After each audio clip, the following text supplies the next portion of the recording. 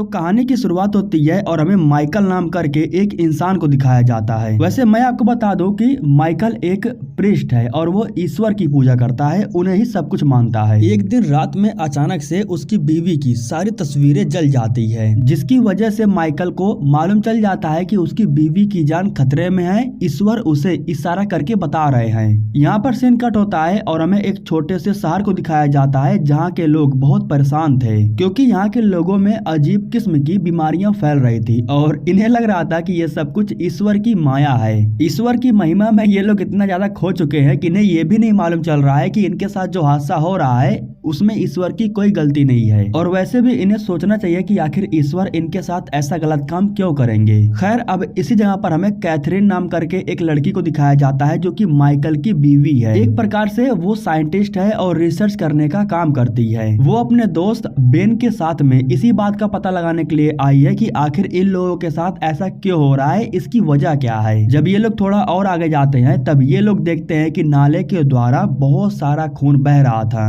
खून ऊपर से आ रहा था। इसी बात का पता लगाने के लिए कैथरीन ऊपर जाती है। वो जैसे ही ऊपर जाती है उसी समय कुछ लोग कैथरीन को पकड़ लेते हैं। हालांकि बेन उसके साथ में था, इसी वजह से कैथरीन के साथ ये लोग कुछ गलत नहीं कर पाते हैं। अब उस जगह पर जाने के बाद कैथरीन को मालूम चल जाता है कि आखिर लोगों में बीमारियां क्यों फैल रही थी। दरअसल ऊपर के साइड में उस जगह पर कुछ लोग एक्सपेरिमेंट कर रहे थे और जो एक्सपेरिमेंट हो रहा था उसी के केमिकल की वजह से लोगों के बीच में बीमारियां फैल रही थी। अब काम खत्म हो जाने के बाद माइकल अपनी बीवी के पास कॉल करता है। वो कैथरीन को बताता है कि आज सुबह में मैंने तुम्हारी सारी तस्वीर को जलते हुए देखा। जब मैंने तुम्हारी सारी तस्वीर को जोड़ा तब उस पर एक चिन्ह बना हुआ था। ईश्वर हमें इशारा कर रहे हैं तुम्हारे साथ कुछ गलत होने वाला है, इसलिए मैं चाहता हूँ कि तुम वापस आ जाओ। यह सुन करके कैथरीन को लगता है कि माइकल झूठ बोल रहा है। दरअसल कैथरीन पहले नन थी और जिस तरीके से माइकल ईश्वर को मानता है उसी तरीके से कैथरीन भी ईश्वर की पूजा करती थी। लेकिन एक दिन कैथरीन के साथ में बहुत बुरा हादसा हो गया जिसकी वजह से उसने अपने बेटी को खो दिया। इसी वजह से उसने ईश्वर पर भरोसा करना छोड़ दिया। इस हादसे में कैथरीन ने अपने भाई को भी खो दिया था। बात सिर्फ इतनी थी कि चक्रवात आने की वजह से इनके गांव का सब कुछ तबाह हो गया था, जिसकी वजह से लोगों को लगा कि ईश्वर इन्हें श्राप दे रहे हैं। इसी वजह से बाकी के लोग ईश्वर को खुश करने के लिए बलि चढ़ाने लगे और इसी बलि का बकरा कैथरीन की बेटी भी बन जाती है। इतना सब कुछ होने की वजह से कैथरीन ईश्वर को मानना बंद कर चुकी है और वो सब कुछ साइंस के नजरिए से देखती है। उसके ऑफिस में डोक नाम करके एक इंसान उससे मिलने के लिए आता है। डोक अपनी प्रॉब्लम कैथरीन को बताता है। वो बताता है कि मैं हेवन नाम करके एक गांव से आया हूँ। वो बताता है कि हमारे गांव में एक 2 मील की तालाब है और तालाब का पूरा पानी लाल रंग में बदल चुका है। तालाब के अंदर जितने भी मछलियाँ और जानवर थे वो मारे जा चुके हैं और हमारे लोगों में धीरे धीरे अजीब किस्म की बीमारियां फैल रही हैं और हमारे लोग बहुत ज्यादा परेशान हो चुके हैं। हमारे गांव के जंगल में एक परिवार को लोगों ने बहुत ही बुरी तरीके से मार दिया है, लेकिन अभी भी उस परिवार की बच्ची जिंदा है और अब हमारे लोगों को लगता है कि इन सब की वजह वो बच्ची है। उस बच्ची की वजह से हमारे साथ ये सब कुछ हो रहा है, इसलिए मैं चाहता हूँ कि तुम हमारे साथ चल करके देखो आखिर बात क्या है। एक बच्ची का सवाल है। वैसे कैथरीन जाना तो नहीं चाहती थी, लेकिन जब बच्ची का नाम सुनती है तब वो इस केस को सोल्व करने के लिए हेवन गाँव में जाने लगती है। थोड़े दूर के रास्ते के सफर को तय करने के बाद वो अपने दोस्त बेन के साथ हेवन गांव में पहुंच जाती है। डोक इन दोनों को अपने साथ उस जंगल में लेकर के जाता है जहां पर 2 मील की तालाब फैली हुई थी, जहां पर ये लोग देखते हैं कि तालाब के अंदर की सारी मछलियां मर चुकी थी। बेन सैंपल ले लेता है ये देखने के लिए कि आखिर तालाब का पानी लाल क्यों हुआ है। अब ये लोग बोट पर बैठ करके दूर तक जाते हैं ये देखने के लिए कि आखिर तालाब का पानी कहां तक लाल हुआ है। थोड़ी दूर आगे जाने के बाद पानी थोड़ा दलदल टाइप का हो गया था, तो इनकी बोट आगे नहीं जा सकती थी, इसलिए ये लोग आगे का सफर पैदल ही तय करते हैं। कैथरीन जब जंगल में फोटो क्लिक कर रही थी तभी कैथरीन के सामने अचानक से एक बच्ची आ जाती है। वो बच्ची जैसे ही कैथरीन को टच करती है तभी कैथरीन को कुछ अजीब किस्म का दृश्य दिखाई देने लगता है जो कि बच्ची से ही जुड़ा हुआ था। कैथरीन उस बच्ची से बात करना चाहती थी, लेकिन वो बच्ची कैथरीन को देख करके यहाँ से भाग जाती है। वो बच्ची का पीछा करती तभी यहीं पर डोक आ जाता है। वो कैथरीन को बताता है कि उस बच्ची का नाम लोरेन है और उसी बच्ची की बात मैं तुमसे कर रहा था। उसका पूरा परिवार परिवार खत्म हो चुका है। अब शायद अपने परिवार में वही बची हुई है जो जंगल में ही रहती है। वो कैथरीन को लेकर के एक पुराने खंडर के पास जाता है और बताता है कि यहाँ पहले एक अच्छा सा चर्च हुआ करता था। लोग यहाँ पर पूजा करने के लिए आते थे, लेकिन 3 बार लगातार चक्रवात आने की वजह से सब कुछ तबाह हो गया।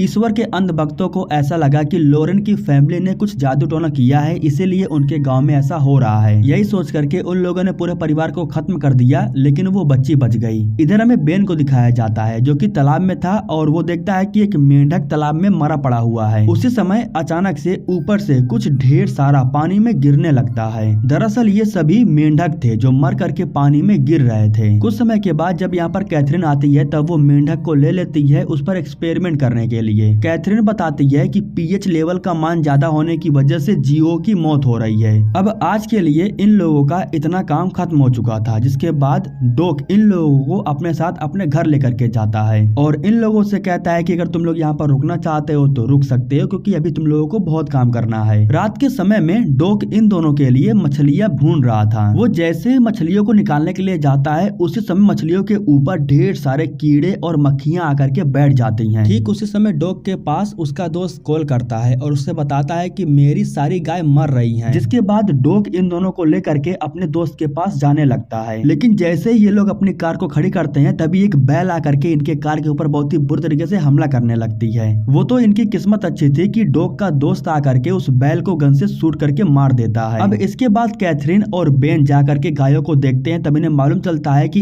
इनके अंदर अजीब किस्म की बीमारियां फैल रही थी और इनकी मौत हो रही थी। ऊपर से तो सब कुछ ठीक ठीक लग रहा था, इसी वजह से इन्हें मालूम नहीं चल रहा था कि आखिर गायों की मौत क्यों हो रही है। गायों की इस तरीके से मौत होने की वजह से पुलिस कमिश्नर भी भड़का हुआ था। पुलिस और गाँव वाले इसलिए शांत बैठे हुए थे क्योंकि डॉक ने उन्हें समझा करके रखा था। डॉक ने अपने गाँव वालों से वादा किया था कि वो जल्द ही कैथरीन और बेन की मदद से पता कर लेगा कि हमारे साथ ऐसा क्यों हो रहा है। इसी वजह से गांव वाले शांत बैठे हुए थे, वरना ये लोग बच्ची को कब का मार चुके होते। रात के समय में हम कैथरीन को उसके कमरे में देखते हैं जो कि रिसर्च पर काम कर रही थी। उसी समय अचानक से घर की पावर कट हो जाती है। जब वो खिड़की से देखती है तब उसे जंगल में एक रोशनी दिखाई देती है। इसके बाद जब वो चेक करने के लिए जाती है तब उसे मालूम चलता है कि वहाँ पर डॉग था। दरअसल वो अपनी बीवी के कब्र के पास शोक मना रहा था। वो कैथरीन को बताता है कि उसकी बीवी को मरे हुए 7 साल हो चुके हैं और वो 7 सालों से अकेला है, उसने दोबारा शादी नहीं किया। अगले दिन सुबह में जब कैथरीन अंडा उबालने के लिए जाती है तब वो देखती है कि अंडे में ढेर सारा खून निकल रहा था। उसी समय कैथरीन खिड़की के बाहर लॉरेन को देखती है, जिसको देखने के बाद वो उसका पीछा करने लगती है। उसका पीछा करते हुए कैथरीन उस जगह पर पहुंच जाती है जहां उसके परिवार के साथ उसके गाँव वालों के साथ हादसा हुआ था।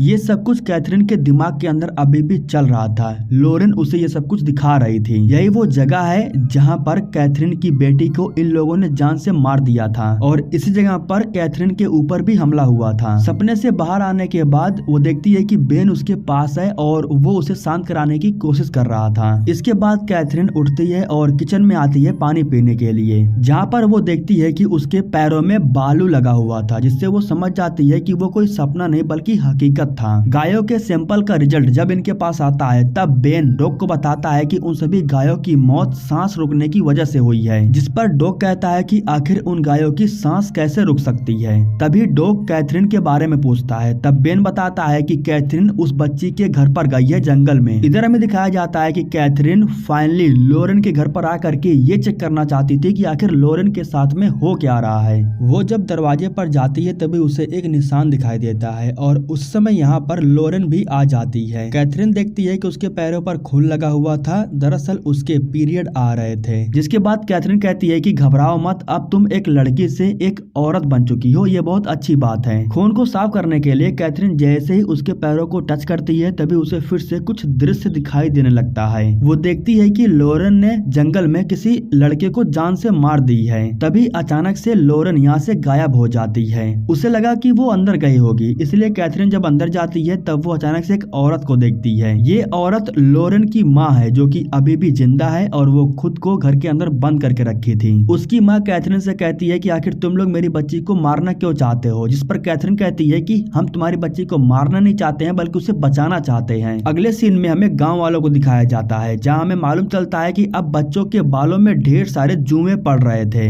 जिसकी वजह से अब सभी बच्चों के बालों को कटवाना पड़ रहा था और उन्हें बहुत बुरा लग रहा था। दिन पे दिन इनके सामने एक नई बीमारी आ रही थी और इसी वजह से अब ये लोग और गुस्सा हो रहे थे। वैसे मैं आपको बता दूं कि लोरेन जिस लड़के को मार रही थी वो उसका ही भाई था। कैथरीन आकर के जब उसके भाई के डेड बॉडी को देखती है तब उसे मालूम चलता है कि लोरेन ने उसे नहीं मारा है, बल्कि किसी वजह से उसका पूरा शरीर सूख गया है और उसके शरीर के पीछे एक निशान भी बना हुआ था, जिस निशान को हमने कई बार देख भी लिया है। ठीक उसी समय तालाब के पानी का रिपोर्ट भी आ चुका था। जब ये लोग रिपोर्ट को चेक करते हैं तब इन्हें मालूम चलता है कि तालाब में जो पानी है वो पानी नहीं बल्कि खून है। 2 मील तक खून फैलने का मतलब कि 200 से 300 हजार लोगों की मौत हुई है। अब इन सब से परेशान होकर के फाइनली कैथरीन अपने पति के पास कॉल करती है और माइकल से पूछती है कि आखिर वो क्या करे। माइकल जब सब कुछ सुनता है तब वो कैथरीन को बताता है कि शैतान उस बच्ची के जरिए जन्म लेना चाहता है। वो ये सब कुछ करके खुद को और उस बच्ची को बचा रहा है ताकि वो जन्म ले सके, दुनिया में आ सके। अगर सब कुछ ठीक करना चाहती हो तो तुम्हें खुद उस बच्ची को जान से मारना होगा, तभी वो शैतान मरेगा। जिस पर कैथरीन कहती है कि मैं उस बच्ची को नहीं मार सकती हूँ, वो बच्ची बहुत प्यारी बच्ची है। जिस पर माइकल कहता है कि अगर तुम उस बच्ची को मारोगे नहीं तो सब कुछ ठीक नहीं होगा। सब कुछ ठीक करने के लिए तुम्हें उस बच्ची को जान से मारना ही होगा। धीरे धीरे अब उस शैतान का कहर इंसानों पर बरसना शुरू हो गया था। गाँव के लोग मरने शुरू हो गए थे और उनके शरीर पर अजीब किस्म की दाने निकल रहे थे और इन्हीं दानों की वजह से इंसानों की मौत हो रही थी। अब ये सब कुछ देख करके गाँव वाले बहुत भड़क जाते हैं और उस बच्ची को जान से मारने का ठान लेते हैं। गांव वालों के पहुंचने से पहले कैथरीन उस बच्ची के घर दोबारा आकर के पहुंच जाती है। जिस दरवाजे पर निशान बना हुआ था उसे खोल करके जब वो अंदर जाती है तब वो यहाँ पर ढेर सारे सामान को देखती है और इसी जगह पर लोरेन की माँ भी छुप करके बैठी हुई थी। उसकी माँ कैथरीन से कहती है कि मेरी बेटी बेकसूर है, उसने मेरी बेटी को अपने काबू में करके रखा है। वो शैतान जैसा कह रहा है मेरी बेटी ठीक वैसा ही कर रही है, मेरी बेटी को बचा लेना। यह कहने के बाद लोरेन की माँ खुद को गन से शूट कर लेती है। गन की आवाज सुनने के बाद लोरेन भागते हुए आती है, जिसके बाद कैथरीन जाकर के छुप जाती है। जब लोरेन यहाँ पर आती है तब वो अपनी माँ को मरा हुआ पाती है। उसी समय गांव वाले भी अपनी कार लेकर के यहाँ पे आकर के पहुंच चुके थे। कैथरीन जब जाकर के बाहर देखती है तब उसे ढेर सारे टिड्डे दिखाई देते हैं। वो देखती है कि गाँव वाले सामने गन लेकर के खड़े हुए हैं और बच्ची बीच में खड़ी है। वे लोग बच्ची को मारना चाहते हैं लेकिन सभी टिड्डे उस बच्ची की जान बचाना चाहते हैं। ये इंसान जैसे ही बच्ची को गन से शूट करने वाला था तभी सभी टिड्डे मिल करके इन लोगों के ऊपर हमला कर देते हैं, जिसकी वजह से सभी लोग यहाँ से भागना शुरू कर देते हैं। कैथरीन को जैसे ही मौका मिलता है तब वो भाग करके अंदर चली जाती है और दरवाजों को बंद कर लेती है। बेन भी भागते हुए पुराने खंडर के पास आ गया था और वो बचने के लिए उसके बेसमेंट में चला जाता है। सभी टिड्डों से अपनी जान बचाने के लिए डॉग पानी के तालाब में ही जंप कर देता है। थोड़ी देर खुद को पानी में डुबाने के बाद उसकी जान बच पाती है। अब हम लोरेन को देखते हैं जो कि जंगल में आ चुकी थी। जब कैथरीन बेन के पास कॉल करती है तब बेन उसे बताता है कि वो इस समय पुराने खंडरों के बेसमेंट में है। अंदर के साइड में जब वो ढेर सारी बच्चियों की लाशों को देखता है तब वो बहुत डर जाता है और इसके बारे में कैथरीन को बताता है। यहाँ से बेन बाहर निकलना चाहता था। वो दरवाजे पर जैसे ही जाता है तभी वो बाहर लोरेन को देखता है। वो डर जाता है और बाहर जाने के बजाय फिर से अंदर आ जाता है। तभी बेन के ऊपर कोई हमला करता है, जिसकी वजह से बेन काफी जोर से चिल्लाता है। कैथरीन जब भाग करके उसके पास जाती है तब वो बेन को मरा हुआ पाती है। उसी समय यहाँ पर भागते हुए डॉग भी आ जाता है जो कैथरीन से कहता है कि मैंने उस बच्ची को जंगल में देखा है। इसके बाद कैथरीन डॉग को यहाँ रुकने के लिए कहती है और फिर वो एक चाकू लेकर के लोरेन को मारने के लिए बाहर चली जाती है। अचानक से काले बादल छा जाते हैं और ऊपर से आसमान में से आग की बारिश होने लगती है। दरअसल बच्ची के अंदर जो शैतान था वही ये सब कुछ कर रहा था। कैथरीन उस बच्ची को मारने के लिए जैसे ही उसके ऊपर हमला करने के लिए जाती है उसी समय कैथरीन को फिर से कुछ दृश्य दिखाई देने लगते हैं। इससे कैथरीन को मालूम चलता है कि लोरेन के परिवार वाले उसे पसंद नहीं करते थे क्योंकि वो एक लड़की थी और उन्हें लड़का चाहिए था। लोरेन का भाई उसे मारने के लिए उसके ऊपर चाकू से हमला करता है लेकिन लोरेन को कोई फर्क नहीं पड़ता है, उसका घाव फौरन ठीक हो जाता है, बल्कि उल्टा लोरेन का भाई ही सूख करके मर जाता है। यह सब कुछ देख करके कैथरीन समझ जाती है कि जिस बच्ची को ये लोग शैतान समझ रहे हैं वो शैतान नहीं बल्कि एक फरिश्ता है। उसी समय यहाँ पर डॉग आ जाता है जो कैथरीन से कहता है कि उस बच्ची को जान से मार दो। उसी समय कैथरीन डॉग की तरफ चाकू फेंकती है और कहती है कि तुम क्यों नहीं मार देते हो इसे। दरअसल कैथरीन समझ गई थी कि डॉग ने ही बेन को मारा है और वो उसके जरिए इस बच्ची को जान से मरवाना चाहता है। डॉग ही नहीं बल्कि कोई भी उस बच्ची को नहीं नहीं मार सकता है। उस बच्ची को सिर्फ कैथरीन ही मार सकती है क्योंकि वो एक शुद्ध नन थी। इसी वजह से डॉग कैथरीन के पास गया था क्योंकि वो कैथरीन के जरिए लॉरेन को जान से मरवाना चाहता था। अब कैथरीन को सब कुछ समझ में आ गया था। जैसे ही सभी गांव वाले उस बच्ची को मारने के लिए आगे बढ़ते हैं तभी ऊपर से आग के गोले बरसने लगते हैं। आग बरसने की वजह से कुछ ही समय में सब कुछ जल करके राख हो जाता है। हर कोई जल करके मारा जाता है, सिर्फ कैथरीन और वो बच्ची बची हुई थी। कैथरीन उस बच्ची को अपने साथ लेती है और यहाँ से दूर चली जाती है। अब वो उस बच्ची की देखभाल करने लगती है और इसी के साथ दोस्तों ये कहानी यहीं पर खत्म हो जाती है।